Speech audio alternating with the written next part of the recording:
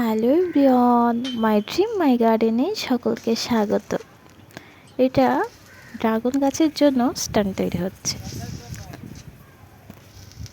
আর স্ট্যান্ডগুলো থাকলে ড্রাগন গাছগুলো অনেকটাই বড় বড় হয় এবং ভালো হয় এবং সুন্দর দেখতেও লাগে।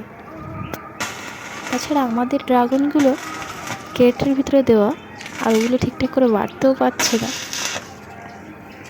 রেলিংয়ের গা বেয়ে অনেকটা ঝুলে পড়েছে, যার জন্য এগুলো তৈরি করা। দেখতে থাকুন। এই অবশেষে তৈরি কিন্তু হয়েই গেল।